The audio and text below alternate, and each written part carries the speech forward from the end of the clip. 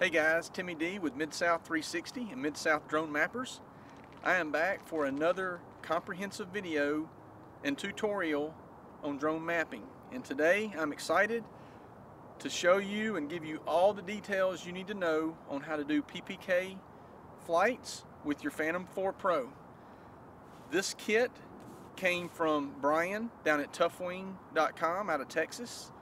The kit is remarkable. It does a fantastic job. It is very easy to mount and dismount, and I'll go over that. And then I'm going to actually do two complete video series on this.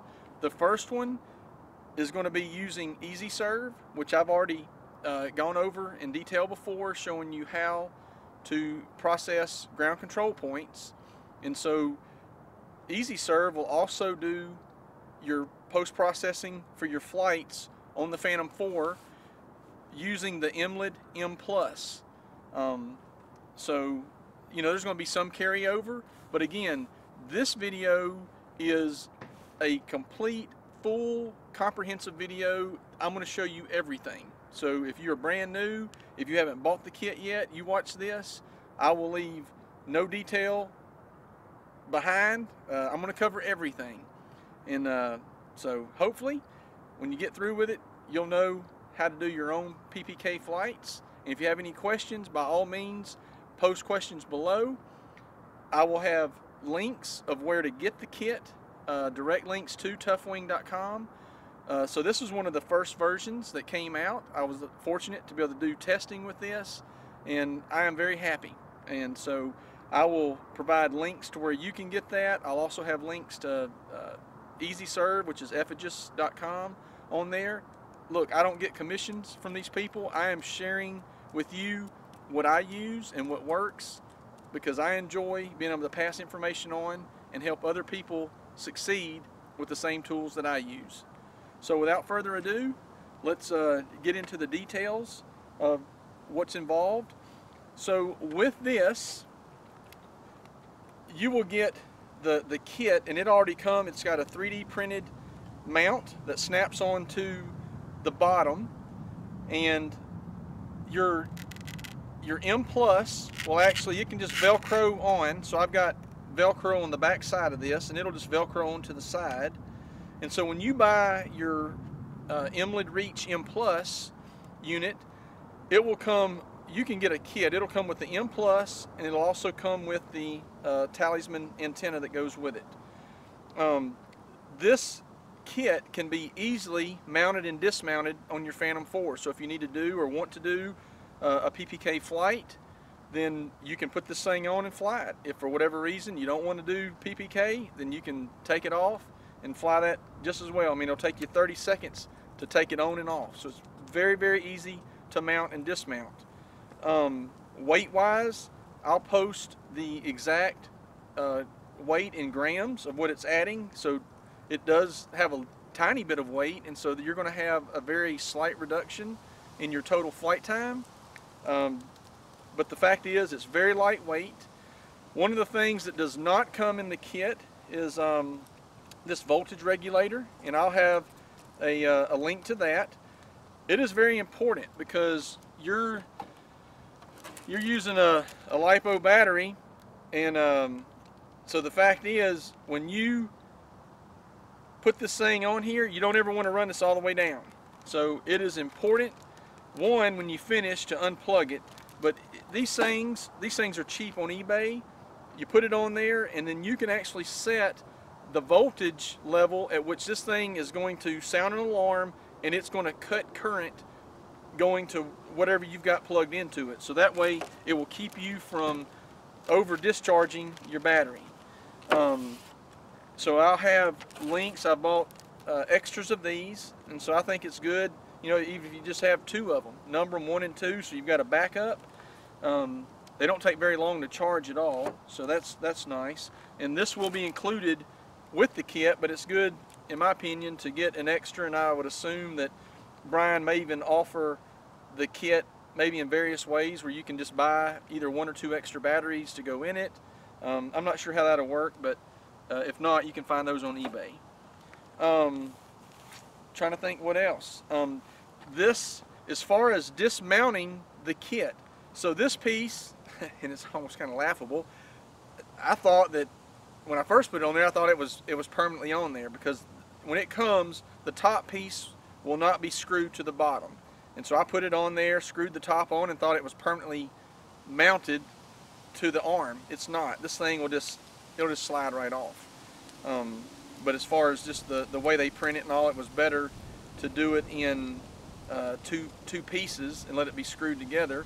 But you need this top piece to cover that plastic right there, because what you have is you have a sensor in here that is picking up the light blink. So every time the drone is flying, when it takes a picture, the red light will turn off. Well, when that red light turns off, this sensor will pick that up, and that's when the picture is being taken. So the second it takes the picture, the light turns off, this catches the blink, and that is what signals an event on your MLID M+, and so that event is now time-stamped during the flight, so that you can go back and know that that picture was taken at this exact millisecond, at this exact GPS location, and that's how the post-processing takes place.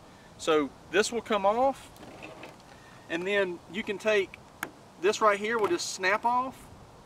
I'll take my arm piece, take it off. Okay, so you can see now that came off, and then slide that down, take the arm, and it's off of there. So that's all that's involved in putting this thing on and off. Just that easy. And then I bought this case from Harbor Freight for $25 using my 20% coupon. I mean, this thing is not it's not expensive, and the main thing is I don't want it to get broken. If it's destroyed somehow and you really need it, it's more of a factor of just protecting this thing to make sure it's there when I need it. And you can pull out the little foam holes, close it down, and it's going to keep it nice and safe. And then you got a place to pull out. And with this works, you can just pull these little foam plugs out and make it fit anything. You put your 360 camera, additional cameras, batteries, whatever you want to do. So these are actually nice little cases at Harbor Freight. Again, this one, with the coupon, it was $25, and you can always get a 20% coupon online. So that's what I'm using to put that in, to ensure that it doesn't get destroyed during transportation, just keep it safe. So I will get this mounted up. We are going to fly. I've got a pretty good sized parking lot area that we're going to fly. I have my base unit, so that's my Reach RS base that's set up. And so just to kind of recap, when you are doing post-processing, we need to have a base unit. Depending on where you are, you may have a cores unit that you can use for correction, but having a base on site is going to be absolutely the best way to go. In doing this, I will provide you with the settings that you need to have as far as setting up the ReachView app and what satellites. We are using GPS only, so GLONASS is not being used, nor any of the others. It's GPS only, and it's set to the 14 hertz is the level, so there's a lot of data coming in, but that is what allows this thing to work flawlessly. Works good. The events are matching the camera photos every flight, so you set it up like that and you should have zero problems. So again, I've got the base unit set. That's going to be what I use for my base unit. I will post-process the base for accuracy, and then I also, you probably can't see it, but I have a Rover. And one of the things that really ties this thing in to where it is just, I'm talking about super tight on accuracy, is to have at least one ground control point. You know, there's no need to go out and do 5 or 6. Today, I'm going to have one ground control point, but I'm also going to have multiple checkpoints. And so that way, I'll provide links to the processed project on Pix4D. But then you guys can look at it. I'll provide the data all the stuff that I'm using to fly today, as far as the files, I'll upload those to Dropbox. So if anybody wants to post-process it themselves, to look at it, check it for accuracy, then you'll have that at your disposal. I guess that's it. I just wanted to point out that I'm using my Reach RS base, and I have my Rover that I'll use to mark the ground control point, the one ground control point that I have, plus probably two or three checkpoints. And again, that's mainly so that you guys or whoever wants to check it can look at that and look at the accuracy, and it's good stuff. So without further ado, I'm going to go ahead and get this thing set up, get it up in the air, and get it flying. One thing I want to mention, when you have this kit on there, you do need to make sure the side sensors are turned off. You turn the side sensors off, because when this is mounted on the side, it's coming up right here, that even though it's riding right here in the middle, that sensor will pick it up, so it'll be flying and all of a sudden it'll stop. And it'll fly and it'll stop. And it's every time it picks that up, going up the side. So if you'll turn those sensors off, that will do away with that problem whatsoever. And there's really nothing else I can think of. So again, I hope this is good. Hope it's helpful. If you do like it, if you find it helpful, please go down and hit the like button. Give me a thumbs up. I mean, I guess if you didn't, you can do thumbs down. If you have questions, if you have suggestions on other videos you'd like to see or ways that I can improve this, by all means, give me some feedback. You know, I want to get better, and I want to provide information that is helpful to you. So let's move on.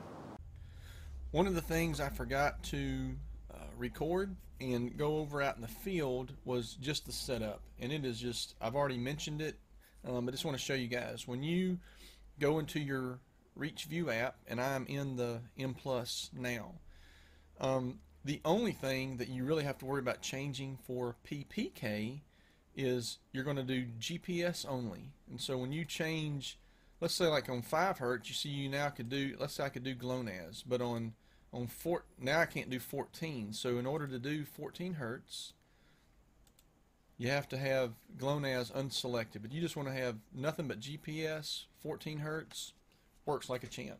In the future, if somebody finds something that works that's slightly different, but with 5 hertz and GLONASS, there were missing events. So I do what works and don't try to reinvent the wheel. So that's it. This over here, this has nothing to do with PPK. And then on you'll see this camera control. You don't mess with any settings in this either, because this has to do with the camera triggering, with the M Plus triggering your camera with like a hot shoe. So that is kind of going in reverse order, where you're not doing that. We are actually triggering an event in the M Plus using the device that is part of the kit from Brian at Toughwing. So this right here does not apply, and there's nothing to worry about there. And when you do logging, just be sure you log after the drone is on, and that you cut the logging off before you cut the drone off. And that's all there is there. And then I was going to show this image right here. So very simple. For the PPK steps, always power your drone on first, so that the red light, which you see right there, you want that red light to come on and stay on, and that's going to be part of your DJI Go app settings, is to have that light stay on all the time except for when a picture is taken.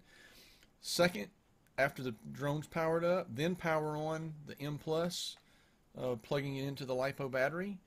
After you power that up, I would let it kind of get settled and hone in on a signal for 3 to 5 minutes. After 3 to 5 minutes, I would then actually start logging the M Plus, and after your flight, you will stop logging. You got to have a minimum of 20 minutes of log time. If you don't have 20 minutes, you're going to be most likely not able to post-process properly. So if your flight is 10 minutes, even if you just stay up in the air, you can run your flight, run your mission, stay up for 5 minutes. You know, that way you've got a good 15 minutes in the air. Then if you land in a wide open area, because even when you land, it's not going to be a fix, but you still gotta log, even if you're logging in a float solution. 20 is minimum, 30 would be optimal, at least 30. And then when you're done, stop the logging in the ReachView app. So stop logging, it'll process that log. Then you can power down the GPS M+, and then power down your drone. And that's the order to do it in the field.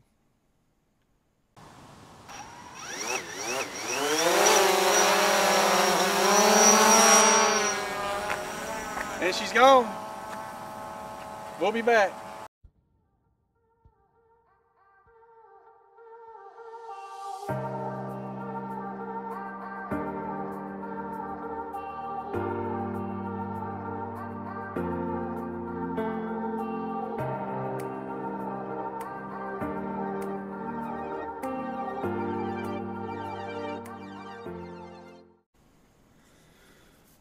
Well, Happy New Year 2019. I hope everybody is off to a good start, and hope it's a productive and prosperous year for everyone. Well, we are ready to do the processing for the flight data and the stuff we collected on the ground, and you can see that I have EZsurv already opened up, and I have also already copied the files from the ReachRS base and Rover, as well as the M+, which is what collects the PPK data on the drone, and I have my images from the Phantom 4 Pro.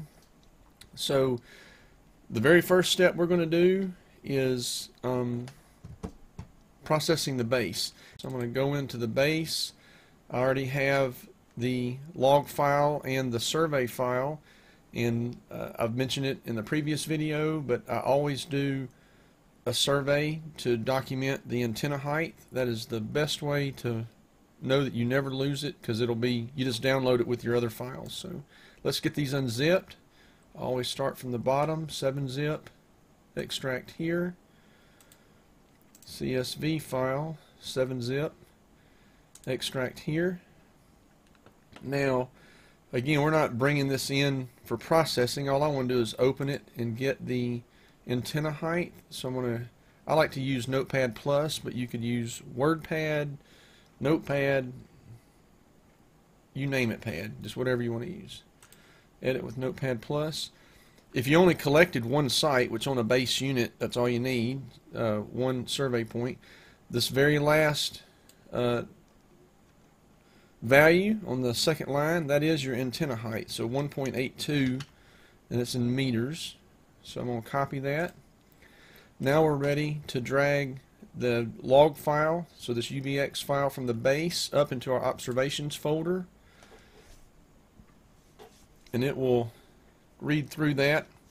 Now you will notice that there is a tripod icon, and it did that because, and this is a user setting in EZsurv, but it automatically assumed it was a static site since there were no survey sites associated with it. And so it brought in, this is the observation or the log file, and then down here it automatically creates a static site. So what we need to do is go into the sites, then double click here, and then I click on the occupations tab, and down here is where you set your antenna height. And so I'm just going to paste in that 1.82, click on OK. Now we are ready to process, and so I have a cores unit that's close to me, so I'm just going to do Tools, Process Auto, and it'll pull in that cores data, which is from where I was at doing this project. It was just a hair over 13 kilometers. So you can see here, that's the total distance, 13,067 meters, so just a hair over 13 kilometers, and then we had a fix for our solution. So I'm going to go back to the project manager, and now you see it brought in the cores when the ID for that was ZME1. you could delete the cores unit. You can leave it here. It really doesn't matter. What does matter at this point is we're going to change the reach base unit and now make it our reference. And so you right mouse click, come down and say use as reference, and then I'm just going to click on OK. And now from now on, any processing we do, instead of using the cores station as a base reference, is going to actually use this one, because we have now post processed it for accurate coordinates. So that's what we want. Now the next thing I want to do is we're going to bring our Rover files in.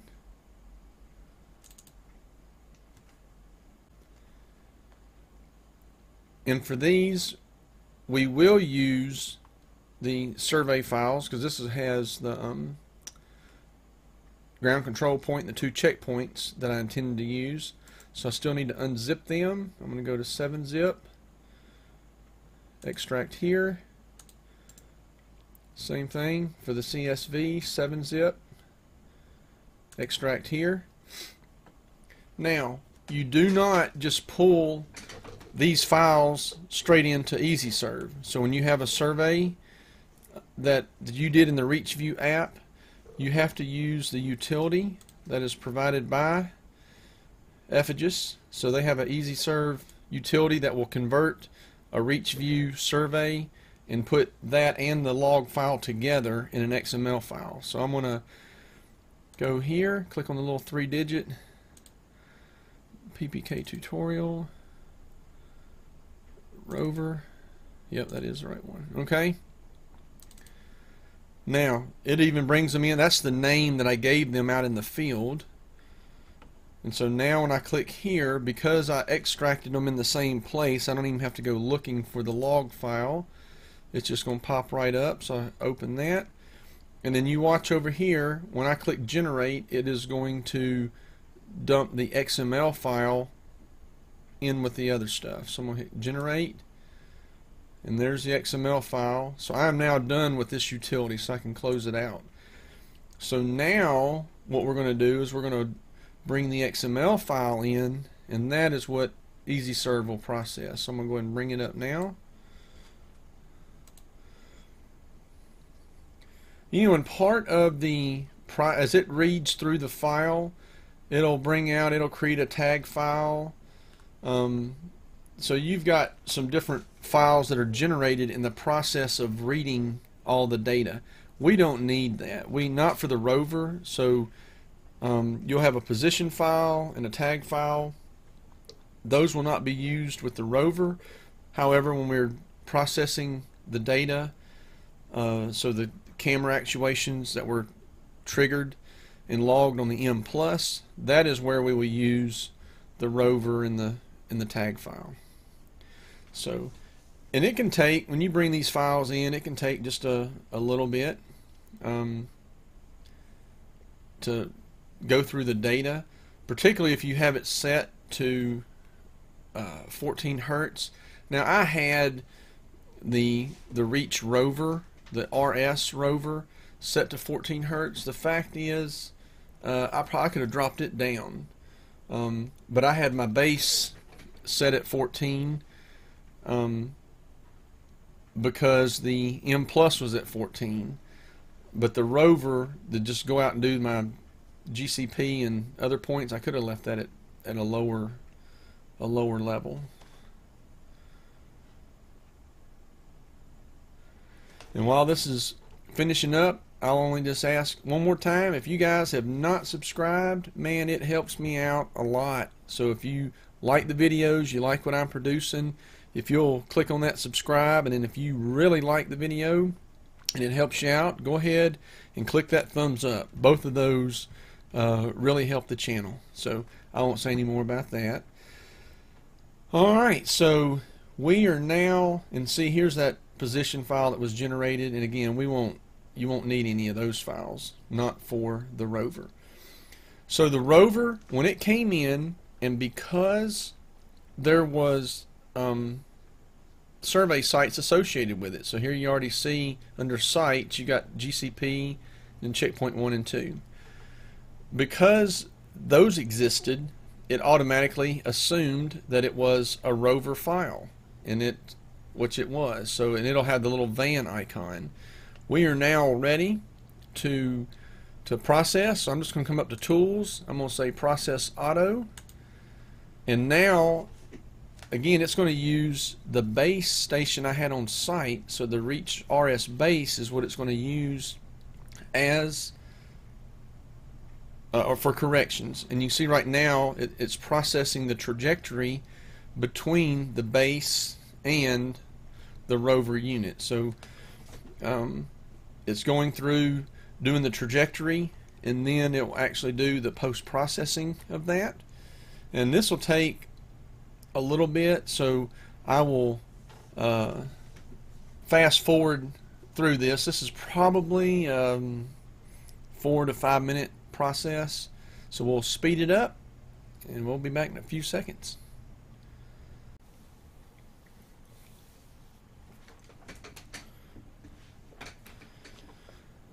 Alright, so as usual, the process summary will always pop up as soon as the processing is done, and we look down at the bottom and we see that we had 3 sites, and all 3 had a fixed solution. So that's good, and you can see that we were at 100% on our epochs that are processed. And I'll talk a little bit about this on the M+, because you know, with the RS units, for the most part that'll be 100% when you have good reception, but it will be lower on the M+ when you're flying it on the drone. So I'll talk a little bit about that later. Alright, let's go back up to the project manager. Now, before we go any further, we want to export out the sites, the post-process sites for this. So I'll have it for Pix4D. So I'm going to go to Tools, Export, Sites. And at the very end of this, I'll go over modifying the file that this exports. So I have a profile called Pix4D, which means it's exporting out just what I need, because here's a lot of other data that can be exported. We don't need that. However, currently EZsurv is exporting out column titles that are different than what Pix4D or Drone Deploy require, and each of those actually require something different. Probably within the next 2 months, EZsurv is going to be making updates so that the profiles that are here, when it exports it out, you will not have to touch that file to bring it into Pix4D. That is going to be very, very nice. So there'll be some differences, you know, probably looking at March of 2019. So I don't know how soon they'll get that update out, but it's going to be really nice. And so there may be a little bit of differences here. I'm not sure how that's going to be incorporated, but anyway, let's go ahead and export out, because we have post-process coordinates selected up here, and we're going to go ahead and do, and this up here, if you had all sites, that would actually include your the base station, the core station, but for this particular processing, the only thing that was processed were these 3 points. So that's the difference in this filter where it says all sites and all processed. So we only want to send out the all processed sites, which were our GCPs and checkpoints. So I click on OK, and now it's going to put it in the same file already default to this Rover file. That's good. And so we're going to call this RS Rover GCP checkpoint for Pix4D. That way there's no doubt what it is. So I click Save, and we're done. We have exported out the files. We'll have to modify that CSV file later, but we're done with processing on the Rover. So I'm actually going to go ahead and delete this file. So I select it, hit delete, yep, get out of here. Okay. Now we are ready to move on to the M+, which is kind of the main thing you guys are probably interested in.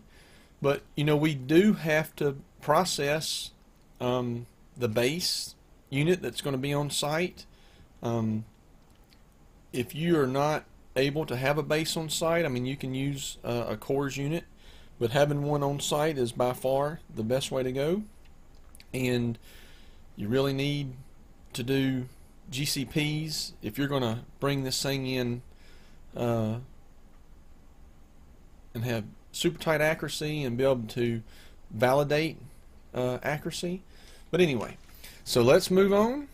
Now I'm going to, here's the M+, I'm going to extract this file. So I'm going to do extract here. Alright, so again, I'm going to drag this up, but there were camera events associated with this file, because every time a photo was taken it triggered an event, but that's not a survey. So when I drag this file up into the observations folder, it is going to assume that it's a static file, but we know that it's a Rover. So you have to right mouse click on it, say nope, you are a Rover, and then it will go through the file, read it even further, and you'll see a few other files that are then generated down here. There's the position file, and then here's the events file that we're going to have to do some editing on here in just a little bit, so we'll cover that in just a second. Now before we go any further, we need to make an adjustment to the antenna height of the M+ over camera center. So now the kit that Brian has provided, the way that thing sits on the Phantom 4, it is literally almost dead center over the top of the camera. There is no adjustments that really need to be made in terms of the direction, XY axis. All we have to do is do the Z. So you left mouse click one time. I'm going to right mouse click and come down to properties, and right here is where you put your antenna height. And it is 20, you know, I've calculated it to be 23.5 centimeters to the antenna from the camera center up to the antenna. I mean, if somebody's going to get CAD software and get it down, you know, I might be 1 centimeter off, but we're going with 0.235. That's what I use. So you put that in on the height. I'm going to click on OK. We have now adjusted the camera height above camera center, the antenna height above camera center. Now we are ready to do our post-processing. So I'm going to do Tools, Process Auto, and again it is going to look at and base the processing on the ReachRS base, not the cores unit that was originally used in the first step. So it'll take it a little bit. It's probably a couple minutes. I don't know, 3, 4, 5 minutes for this to process. So I'm going to let it run through, and then we will speed this up, and I'll be back in a couple seconds.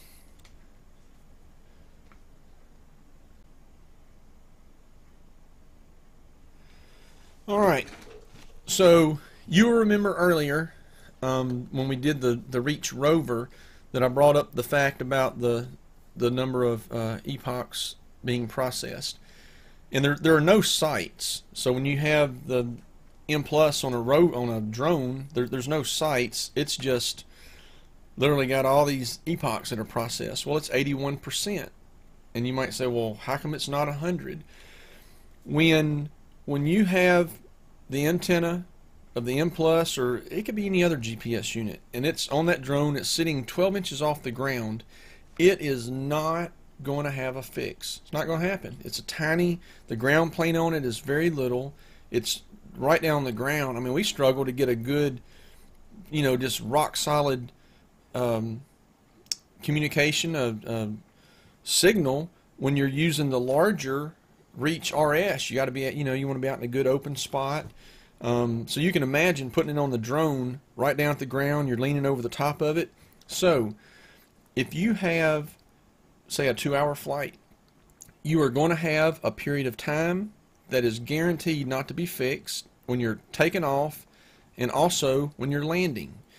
And so if you have a 2-hour flight, and let's say you have 5 to 10 minutes total time that is not fixed because of the drone during the startup process and the landing, you're going to have a much higher percentage rate of non-fixed to fixed. Pardon me. If you have a 2-hour flight time, that is going to be a very low percentage. Let's say you've got 10 minutes to 120 minutes total, so now you're at a 90% fixed rate. Well, let's say you only have a 20-minute flight, but yet you still have 10 minutes of time. So you got a 20-minute flight, 10 minutes of just prep time and landing time. Now that's 30% of the total time that's not going to be fixed, and so it's going to throw your percentage off. And I'm just throwing those numbers out. I would say if you're at 80% and above, you're good. If you were to get down to 70%, you'd really have to look at the data. Either look at your mask setting. You just have to look at it closer. So 70%, that would be kind of questionable and get your attention. 80% and above, you're in good shape. So let's go back up. After you were done with the processing, let's look at these files. The data has been post-processed. We have this position file, but we just finished this, a couple minutes ago. This has the time 6:38 a.m. This position file does not get updated with post-processed information until you save your project in EZsurv. So it's important after you post-process the log file for the M+ or whatever other GPS you might be using. It's important to come up here and do File, Save As, and let's go down here. EZsurv project, and let's call it PPK tutorial and hit OK. Now let me bring that up.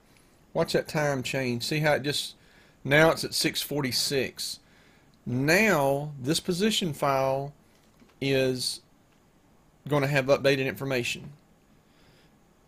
Now also, anytime let's bring this up, when you install EZsurv, you will have a thing called On Pause Tools, and I got some pretty cool stuff in here, but one of the things is this EZviewer. This brings up a web-based browser. Oh, double click. Alright. Okay, when this opens up, you want to click on this little arrow to expand this.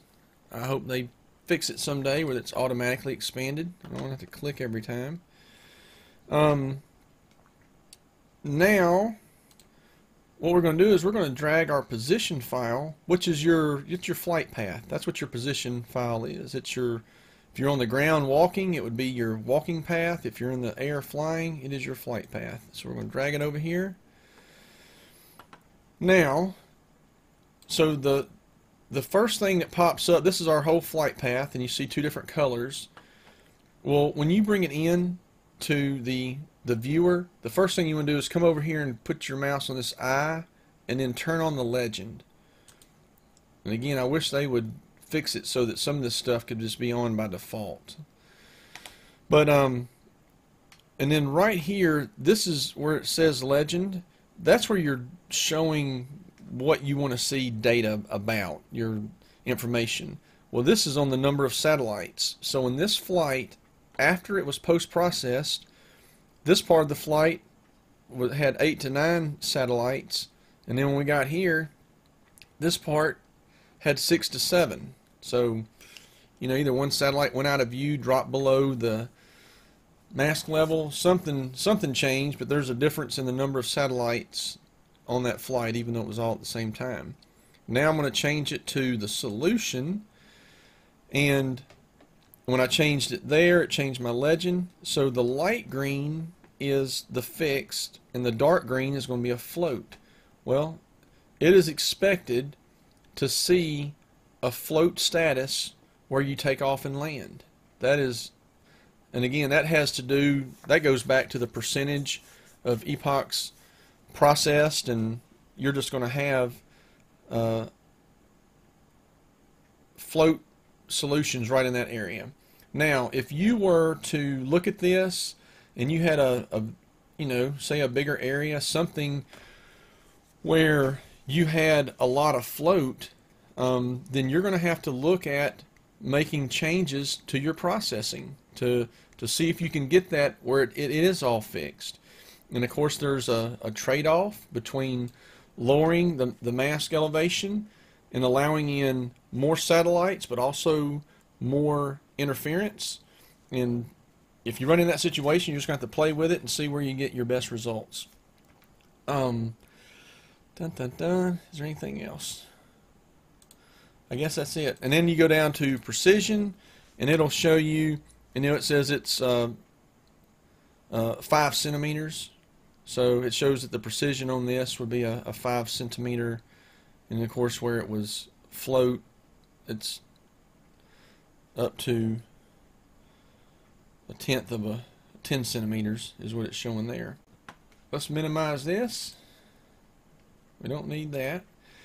Now, before we can go any further, we need to, this is our events file, and that is what has, let me just open this up as it is.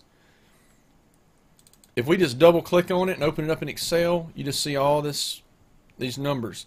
The 2033, that is actually the falling edge week. So in terms of GPS date and time, that is the week. And then starting with the 505 on, that's your falling edge seconds. So, but we can't edit this in that way.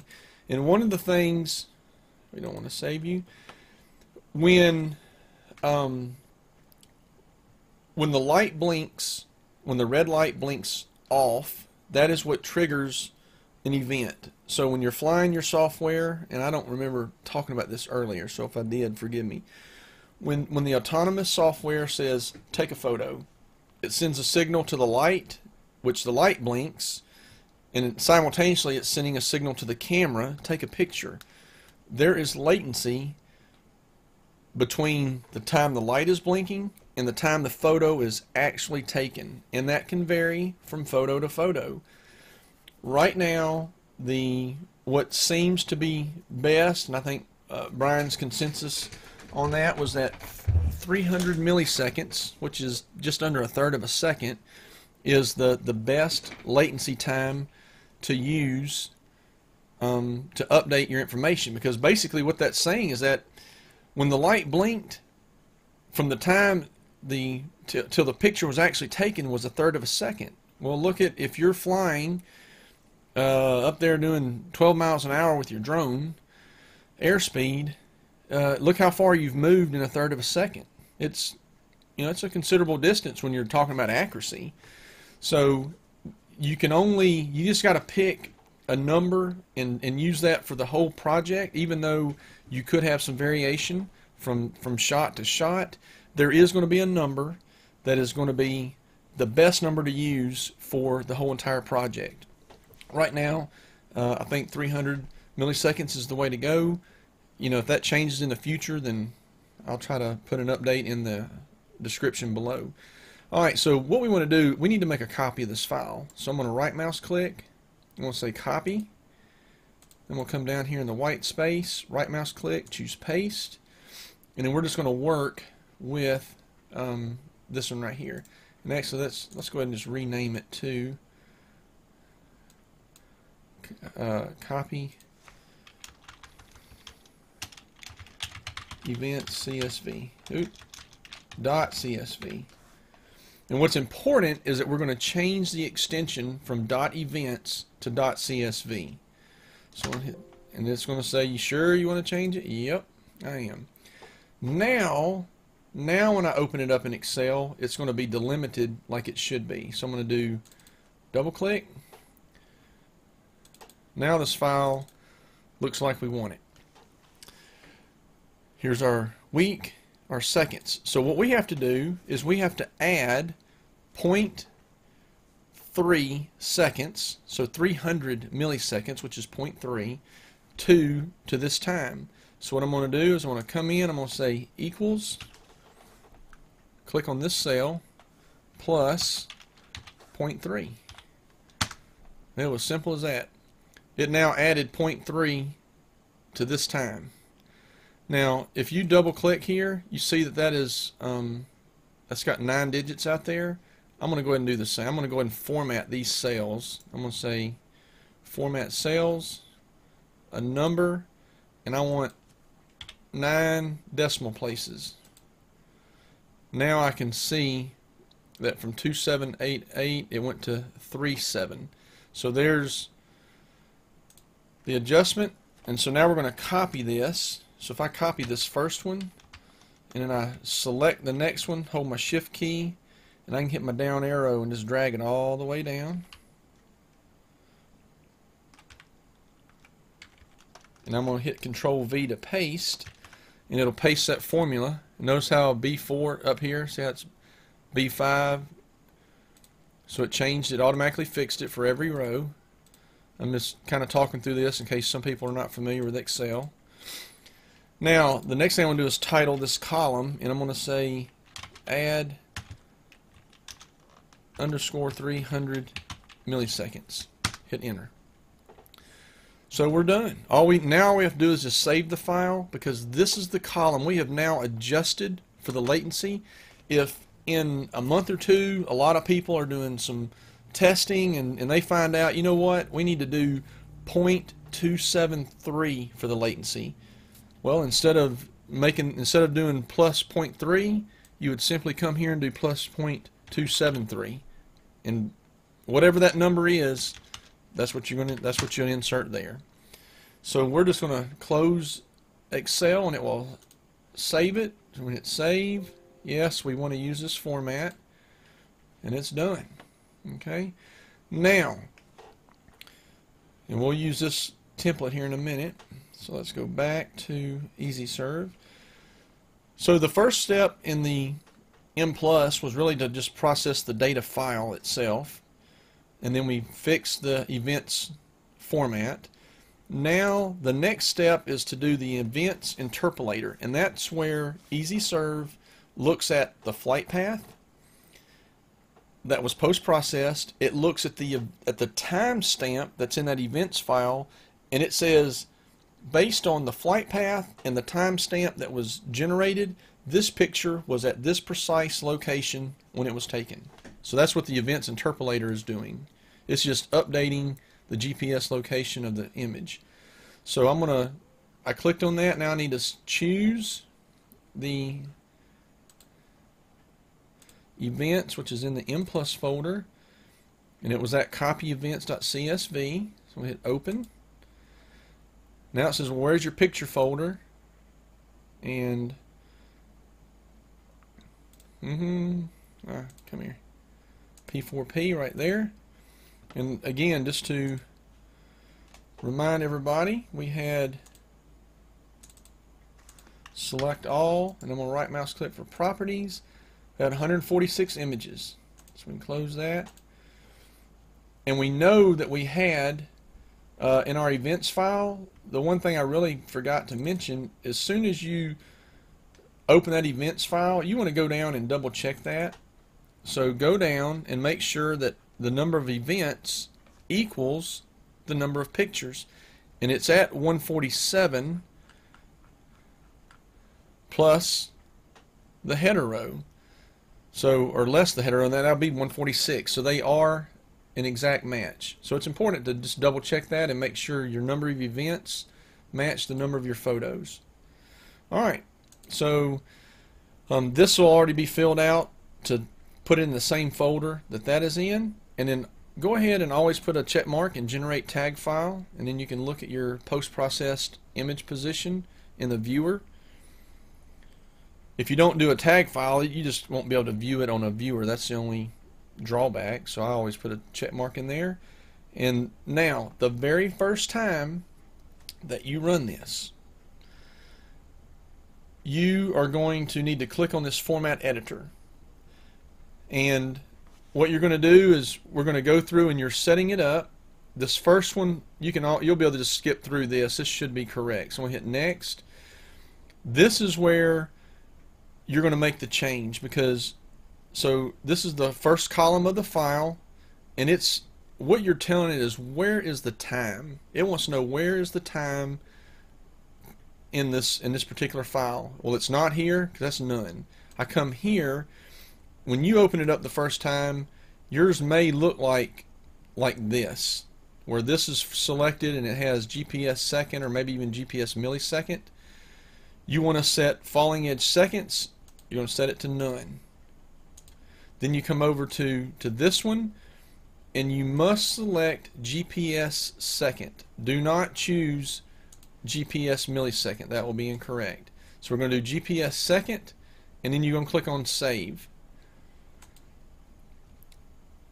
One other note on as far as the upcoming changes, when the next update comes out, along with fixing the export files to be Pix4D and drone deploy ready, there will be an option right in here to actually just directly enter your latency, so you will not have to go into Excel and fix it like I showed you just a minute ago. So after March, I'm going to guess March of 2019, I guess they can push that update out then. There will be no need to fix the latency in Excel because you'll do it right here, and that's going to be really nice. Another thing, if you happen to be flying a fixed wing, this thing, EZsurv supports doing the processing on a fixed wing. So that's where you may have, and even if you had a setup on your drone where your antenna was off center, again, Brian's setup is literally got it almost dead center over the camera. I'm not messing with making any changes. But if you have a drone, a fixed wing, and it is clearly way out off center, here's where you come in and fix that. So very nice. It supports both. So good stuff here. Alright, so I'm going to go ahead and click on OK. And now